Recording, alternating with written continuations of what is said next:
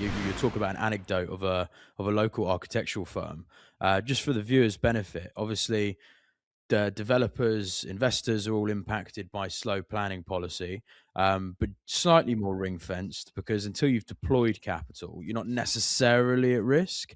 But there's all of these third party. That doesn't mean that developers don't also get completely screwed by planning, but we do all the time. But there's all of these third party professionals who their career is based on supporting ei- either downwind business cases from planning or dealing directly with planning like yourself. So architects, regs planners, M&E designers, all kinds of people in between.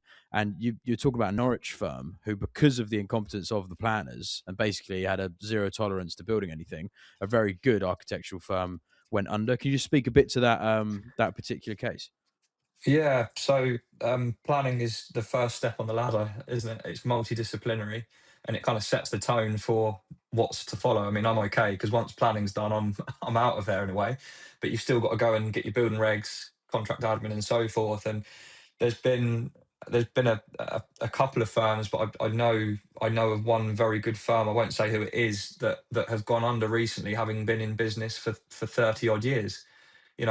17 strong team of architects, very good firm that in their area have been stifled with issues around nutrient neutrality. And that's just one issue that we have to grapple with every day. But in that particular area, there was such a grip on development. I don't think the council had allowed one dwelling for about two and a bit years. It just meant that their work just quite literally dried up. And I think they tried to keep going for a fair few years. And basically, because of that bureaucracy, and that's a completely separate matter to the MPPF. The same with BNG as well, completely separate. Those two elements, nutrients and also BNG are law. The MPPF is policy. It just meant that because that process in their area was so slow, they just couldn't get the homes approved to then do the building regs and obviously the contract admin and what architects do. So it's incredibly sad because you've got a really good firm there of top professionals who I think have gone to other good firms, to be fair, have gone. And that's all because of the red tape.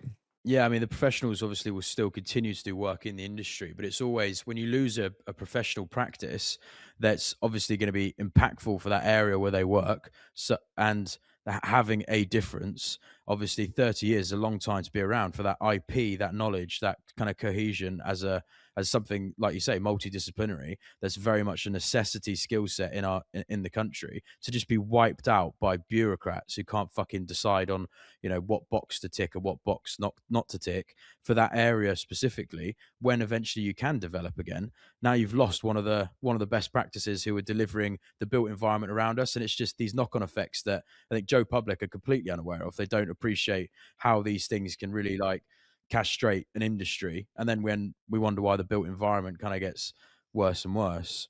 So yeah, it's got an interesting anecdote. I'm first to defend council planners because I was one myself, and I get it. Everybody's got to start somewhere, and I'm always kind of there to kind of usher schemes along. Please, can we have permission? And you've got to do it in the right way. But the council officers won't be aware of that.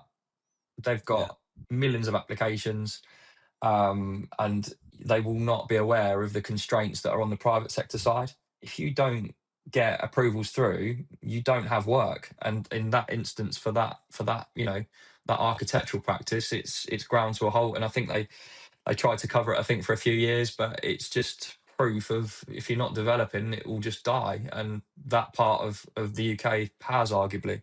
Well, to be fair, I completely forgot, but our planning consultant went under up in the Teesside region because that there's nutrient neutrality.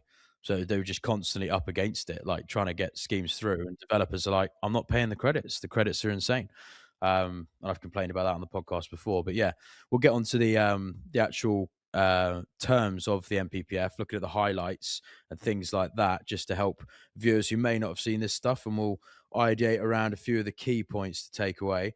But I think that's just a good anecdote there to just show how that disconnect between public sector, private sector appreciation, which obviously is, is industry wide, that issue, but how it can Mm. very quickly cause a very good practice with 30 years experience who've done nothing wrong, but purely because of bureaucrats, they've gone under, and it's a loss of intellectual IP for those given areas. So it's sad to see.